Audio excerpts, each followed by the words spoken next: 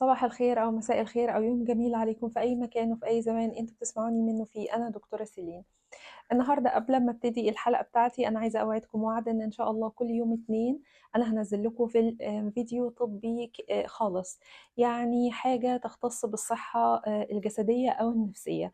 هو يوم الحد غالبا عندي بيكون اجازه، عشان كده انا هخصص كل يوم حد ليكم بحيث ان انا اقدر اجهز فيديو كويس اقدر اعرضه عليكم. انا هبتدي في الاول بحاجات عامه تنفع للاطفال للكبار للشباب، حاجه تهتم بالصحه، وبعد كده ممكن ابتدي اتخصص شويه شويه. يعني مثلا اعمل فيديوهات بس مخصوصه مثلا للناس اللي هي بتعاني من السكر تايب 1 او تايب 2، مثلا للناس اللي بتعاني من ضغط عالي او ضغط حتى منخفض، برضو ده منتشر قوي بالنسبة للبنات. الناس اللي بتعاني من الوزن الزايد، وده يعني كل الشرور الوزن الزايد.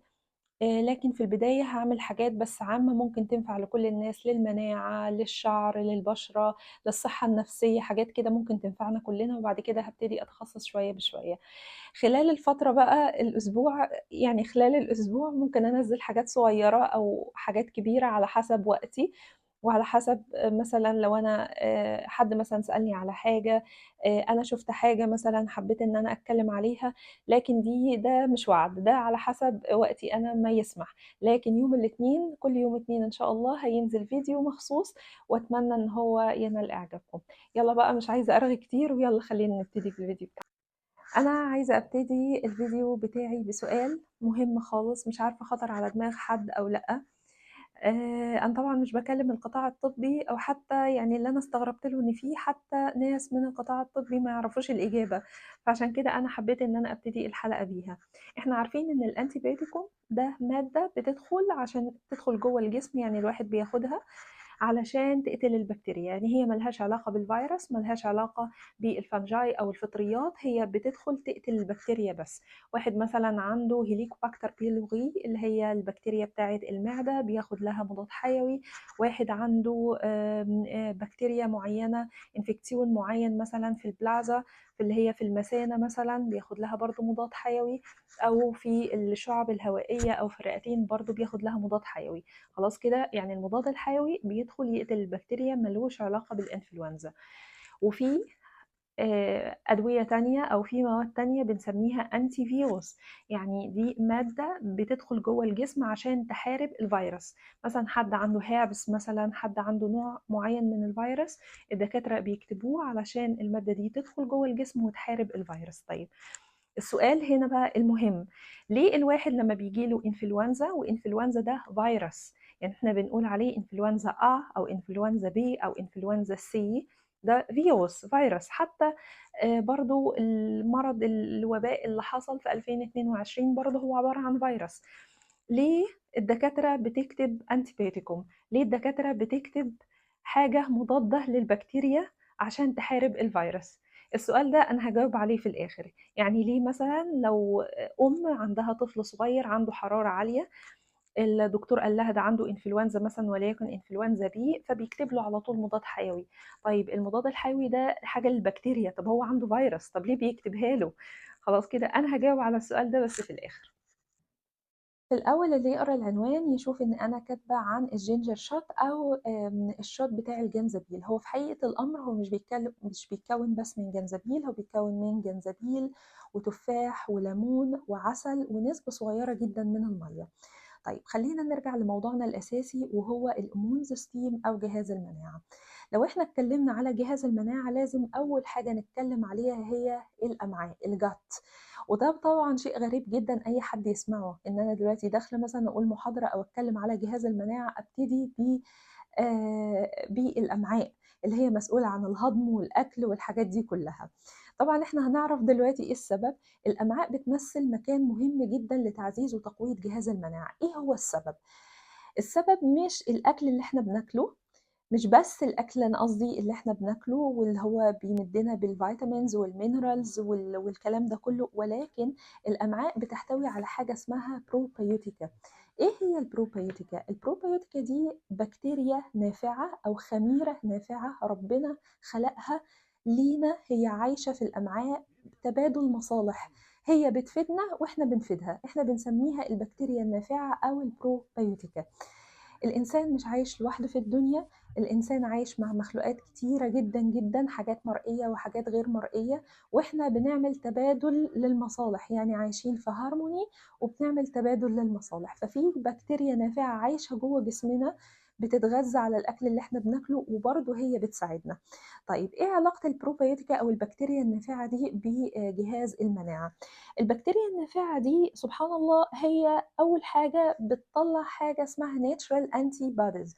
الانتي بوديز دي لو أنا ترجمتها بطريقة تانية هي انتيبيوتيكوم، بس الانتيبيوتيكوم احنا اللي بنصنعها بإيدينا، ولكن الانتي بوديز دي هي اللي بتصنعها، حاجة مادة هي بتصنعها وبتمتص عن طريق الأمعاء وبتدخل جوه الجسم، بتدور وتفتش على أي بكتيريا، وحاجة مستخبية هنا حاجة مستخبية هنا، وتروح تهاجمها. وسبحان الله لو الواحد شاف إزاي فعلا بتهاجم البكتيريا، بتهاجم جهاز المناعة، بيحاوطوا البكتيريا أو الفيروس، وبعد كده بيبتدوا يفرزوا مواد سامة، سامة مش للجسم ولكن لهذه المادة الغريبة، هذه البكتيريا الغريبة، لغاية ما تموت. الانتي بوديز اللي هي بتعملها أو بتفرزها بتعمل كده، هي بالظبط تعادل الانتيبيوتيكوم اللي احنا بنصنعها في المصانع بتاعتنا. مش بس كده، هي كمان بتحفز خلايا المناعة.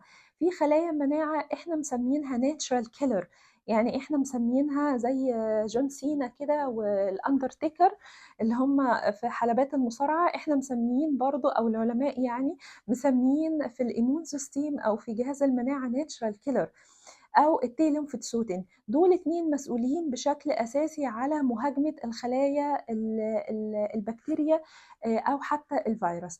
فهي بتعمل لهم تحفيز بحيث ان هم ينشطوا وبرضه يبتدوا يتحركوا في الدوره الدمويه، عشان يشوفوا لو في حاجه مستخبيه هنا حاجه مستخبيه هنا، يحاولوا يقضوا عليها بسرعه وقبل ما تنتشر او قبل ما تصيب عضو تاني او خلايا تانيه. الحاجة التانية إن هي حد ذاتها بتهاجم البكتيريا الضارة، يعني إحنا قلنا إنها بكتيريا أو خميرة مفيدة، هي في حد ذاتها بتروح تهاجم البكتيريا الضارة. عشان كده أنا لما أتكلم على جهاز المناعة لازم أبتدي بأول حاجة ربنا خلقها لنا، هي المعدة، هي البروبيوتيك اللي موجودة في المعدة، هي البكتيريا النافعة اللي موجودة في المعدة اللي أصلا بتساعد جهاز المناعة بتاعنا. طيب ايه علاقة كل الكلام اللي انا قلته ده بالجينجر شوت اللي انا قلته؟ احنا اتفقنا ان الجينجر شوت ده بيتكون من جنزبيل وتفاح وليمون وعسل. التفاح او خل التفاح هو التغذية بتاعة البكتيريا دي، يعني البكتيريا دي لما تحب تاكل تفاح او خل التفاح. طبعا هي بتحب حاجات كتيرة بس من الاساسيات بتاعتها خل التفاح، عشان كده في الشوت بتاعنا لازم يكون فيه تفاح بحيث انها تقوي البروبيوتيك اللي موجودة في الامعاء، ومن هنا تقوي جهاز المناعة بتاعتنا. دي اول حاجة. بعد كده هندخل في رقم 2، هو الجينجر او هو الجنزبيل اللي هو البص اللي اتسمى على اسمه الشوت ده الجنزبيل. الجنزبيل بصراحة هو فيه كمية معادن وعناصر وفيتامينز أنا بصراحة ما عرفتش أحصرها، يعني أنا حتى حاولت إني أنا أشوف فيه حاجة ناقصة فيه، أنا ما لقيتش فيه حاجة ناقصة بصراحة. يعني هو حاجة ربنا خلقها لنا فيها كل تقريبا المعادن والعناصر والفيتامينز اللي احنا محتاجينها، حاجة مكثفة جدا جدا جدا. بالإضافة إن الجنزبيل عنده أنتي فيروس بروبرتيز، أنتي فيروس بروبرتيز، يعني هو بيهاجم الفيروسات. الحاجة الثالثة المهمة برضو بالنسبة للجنزبيل إن هو خافض للحرارة. حتى هنا الناس الكبيرة في السن أول ما يجي لها حرارة قبل ما يروح للدكتور او قبل ما ياخدوا مثلا باراسيتامول او ايبوبروفين او اي حاجه، يعملوا على طول شاي جنزبيل على طول، هم عارفين ان الجنزبيل بيقلل الحراره. انا بس عايزه اقول لكم باختصار بسيط ايه هي الحراره. يعني ليه جسم الانسان بترتفع درجه حرارته مثلا لو مثلا هو مصاب بعدوى او حاجه؟ ببساطه شديده جدا العقل او المخ بيكتشف ان في فيروس او في بكتيريا جوه الجسم، ده حاجه خطيره، خايفين يلا نولع فيه. بس كده، هي ده كده اختصار الحرارة، يلا نولع فيه. المشكلة بقى ان هو لما بيولع فيه الجسم كله بيسخن. فالحرارة هي عبارة عن وسيلة دفاعية للجسم ضد الانفكشن ده، فهو بقى بيدخل هو اللي يقتل الفيروس، وفي ذات الوقت هو برضو بيقلل درجة الحرارة. ده بالنسبة للجينجر. ده غير طبعا الفيتامينز والمينرال اللي هو اللي موجودة فيه، طبعا دي حاجة لا تقدر بثمن. الحاجة التالتة الهونش، العسل. العسل هو اسم على مسمى، يعني هو عسل وهو عسل فعلًا، دي حقيقة. العسل هو anti bacterial وanti virus وanti fungal، يعني هو مضاد للبكتيريا ومضاد للفيروسات ومضاد للفطريات، بصراحة يعني هو حاجة يعني لذيذة جدًا وجميلة جدًا. الحاجة التانية لو شخص عنده كُحّة أو حاجة وشرب عسل أو شرب الshot ده هيقلل الكُحّة بتاعته، وبرضه لو عنده صعوبة شوية في البلع. ده غير كمان إن يعني أنا قبل كده كنت باعمل الشوت ده بدون العسل بصراحة عشان السكريات اللي موجودة فيه، وأنا يعني تقريبًا يعني مبطّلة خالص أو مقلّلة خالص، خالص السكريات، لكن الطعم كان لا يُطاق يعني يعني الجنزبيل طعمه حاد جدًا، كان لازم العسل معاه بحيث إن هو يوزن الطعم، فبعد كده لمّا حطيت العسل بقى طعمه جميل جدًا، فهو فعلًا العسل يعني هو عسل فعلًا. الحاجة التالتة الليمون. ولو إحنا اتكلّمنا الحاجة أنا آسفة الرابعة الليمون، ولو إحنا اتكلّمنا عن الليمون يبقى فيتامين سي أو ascorbic ذرة أو حمض الأسكوربيك، زي ما إحنا اتفقنا قبل كده وقُلنا أكتر من مرّة هو عبارة عن antioxidant يعني هو بيلِم الfree radical اللي عمّالة تبوّظ في الخلايا بتاعتي. الحاجة التانية هو antibacterial وantivirus يعني برضه هو مضاد للبكتيريا ومضاد للفيروسات. إيه هو السبب؟ أنا لسه قايلة إن هو فيتامين سي ده اسمه ascorbic ذرة يعني حمض الأسكوربيك، يعني هو بيخلّي الوسط والمحيط حمضي، والوسط لمّا يكون حمضي ده وسط غير مناسب للبكتيريا والفطريات، زي كده الحموضة اللي بتيجي لنا في المعدة بس إحنا بتيجي لنا بس في المعدة فبناخد ريني أو بناخد حاجة، الحموضة بقى بالنسبة للبكتيريا والفطريات دي والفيروس ده كده حاجة مميتة، يعني اللي أغلبها بيموت. أول ما يبقى فيه الأسكوربيك ذرة، يبقى أنا كده اتكلمت على ال4 حاجات. أول حاجة القرفل أو التفاح ده بيساعد الprobiotic اللي موجودة في الأمعاء، الحاجة التانية الجنزبيل، الحاجة التالتة الليمون، والحاجة الرابعة الجميلة اللي هي العسل. أنا بصراحة عملت فيديو وأنا أنا طبعًا باعمل الشوت ده كتير خالص. باعمله في البيت كتير، يعني أنا باشربه مرّة واحدة بس الصبح، وبالذات في الوقت اللي أنا باشتغل فيه كتير، فباحس إن مناعتي بدأت تضعف شوية، أو لمّا بيحصل فيه تقلُّبات شديدة في الجو، يعني مثلًا الجو يبقى ساقعة أوي أو يبقى حَر أوي أو كده، فباحس إن مناعتي ابتدت برضه إيه، تتهز شوية، فاروح عاملاه على طول. فأنا النهارده عملته وصوّرت وأنا باعمله، فأنا هاعرض لكم الفيديو دلوقتي، ويعني يا رب برضه يعجبكم وتعملوه ويطلع حلو ويعجبكم إن شاء الله. بعد كده يلا نبدأ نعمل الشوت بتاعنا. أول حاجة هاستخدم من 100 ل150 جرام جنزبيل، طبعا بعد ما اغسله اقطعه قطع صغيرة وبعد كده احطه في العصارة بتاعتنا. وبعد كده استخدم تفاحية متوسطة اقطعها برضو قطع صغيرة، انا افضل التفاح الاحمر الفايبرز بتاعته بتبقى اقل والعصارة بتاعته بتبقى اكتر. برضو هنستخدم ليمونة واحدة صفرة، أفضل إنها تكون صفرة، واحدة كبيرة أو 2 صغيرين. برضو الأصفر بيكون العصارة بتاعته كبيرة والفايبرز أقل، وفي الريتسبت ده أنا ببقى محتاجة العصارة بشكل أكبر من الفايبرز. هنقطعه برضو قطع صغيرة وبعد كده هنضيفه. وبعد كده هستخدم ربع كوباية عسل. هتقولي لي انت عرفتي منين ان دول ربع كوباية عسل؟ هقول لكم ان انا بعمل الريتسبت ده كتير جدا فخلاص انا بدأت اقيم بعناية. وبعد كده معلقتين كبيرة من خل التفاح. وبعد كده نعصرهم كويس جدا، لازم يتعصروا كويس جدا لان فيهم كتل سلط كتيرة. بعد كده بضيف لهم ربع كوباية مية، بس ربع كوباية مية ما تكونش اكتر من كده، حوالي 200 مليليتر من المية. وبعد كده بعصرهم مرة تانية وبعد كده ببتدي اصفيهم. في ناس بتصفيهم في قماشة بيضة وفي ناس بتصفيهم في صفاية عادية، زي ما انتوا عايزين، يعني الاتنين ينفعوا بالطريقة اللي انتوا تحبوها. وبعد كده ده البرودكت بتاعي.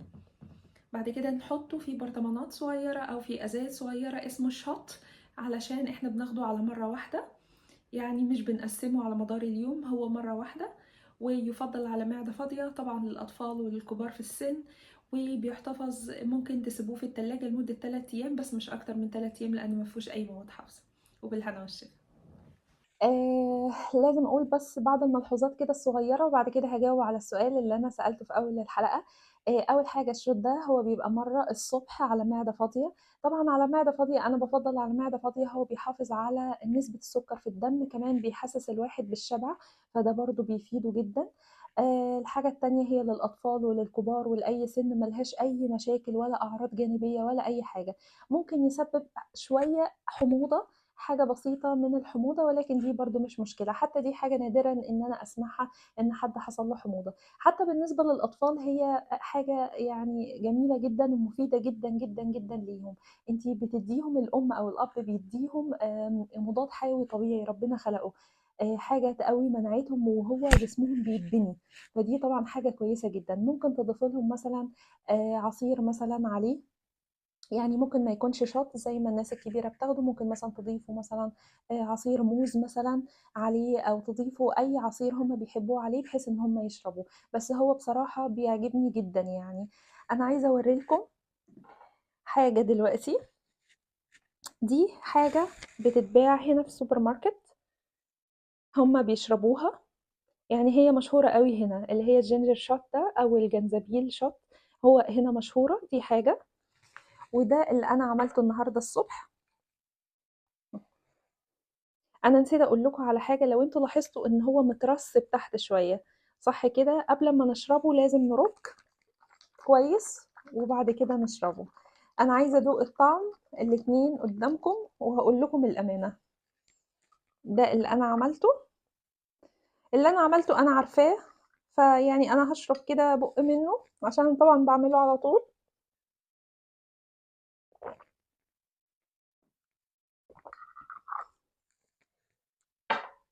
أنا باحبه أوي. حقيقي أنا باحبه أوي. ده تقريبًا مش محتاج رَك. هو طبعًا أكيد برضه فيه مواد حافظة، فيه مادة ملوّنة، يعني في حاجات كتيرة أنا مش باحبها، علشان كده أنا ما أفضّلش خالص، يعني أنا أفضّل إن أنا أعمله في البيت عن إن أنا أشتريه. خلّينا كده نجرّبه. أنا فعلًا دي أول مرّة أنا أشتري فيها، حقيقي دي أول مرّة أنا أشتري فيها. أنا بس كنت عايزة أورّي لكم.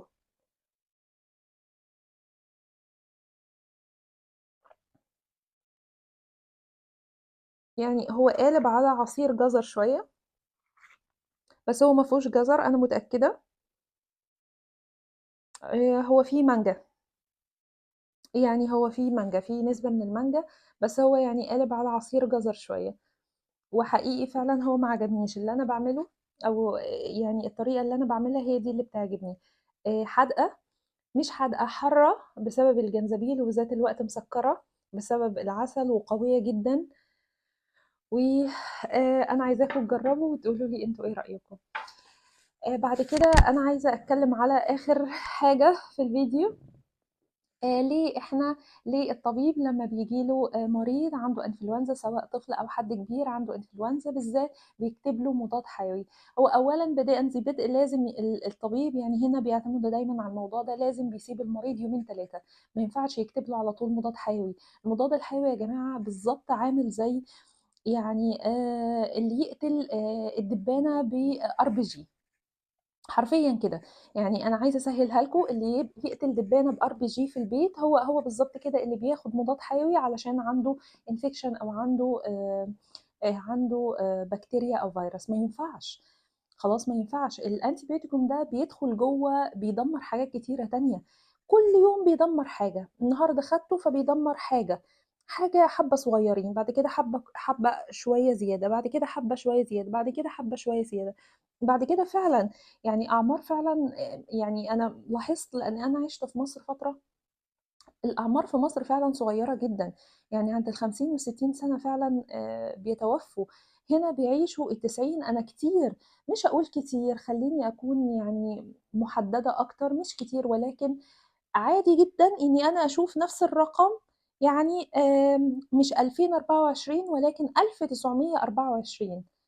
1924 ويكون موجود في المستشفى أو مريض واقف قدّامي، 1924 بييجوا لي عندهم 90 سَنة يشتكوا لي إن هُم مش عارفين ي يسوقوا العَجَلة. أنا مش عارفة عَجَلة إيه اللي هُم بيسوقوها دي بصراحة، يعني كويس أوي إن هُم واقفين على رجليهم أصلًا.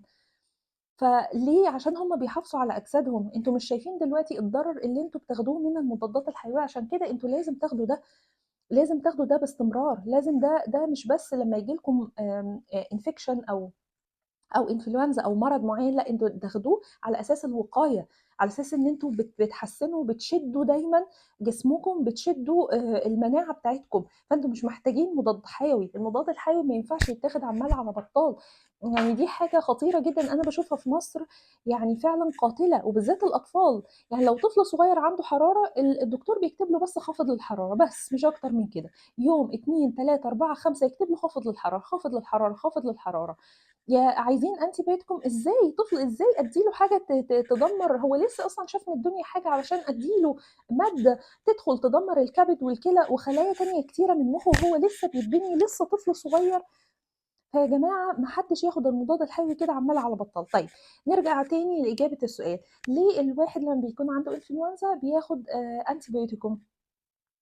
مع ان الانفلونزا ده فيروس، والانتي بايوتيكم زي ما احنا اتفقنا هي ماده الواحد بياخدها علشان مضاده للبكتيريا. لان باختصار شديد الشخص لما بيصاب بالفيروس، المناعه اصلا هي اللي بتحاربه. يعني المناعه اصلا هي اللي بتحاربه. طب ليه انا باخد مضاد بكتيريا؟ لان الفيروس لما بيدخل بيضعف المناعه. المناعه دلوقتي داخله في حرب مع الفيروس، فالمناعه بتبدا تنخفض. يعني انت عندك جيش فداخل في حرب مع دوله، دولة تانية بقى دلوقتي عايزة تيجي تحتلك، فانت دلوقتي جيشك ضعيف لان هو اوريدي متورط مع حرب. فالمناعة بتاعتك متورطة في حرب مع الفيروس، فدي فرصة البكتيريا انها تدخل. عشان كده بيدوا مضاد حيوي علشان يمنعوا البكتيريا انها تدخل، ويسيبوا الجسم لوحده ان هو يحارب الفيروس وينتصر عليه. فعرفتوا يا جماعة إن مناعة الجسم حاجة مهمة جدا. مناعة الجسم أصلا هي اللي بتنتصر أصلا على الفيروسات. مناعة الجسم أصلا هي اللي بتحميك.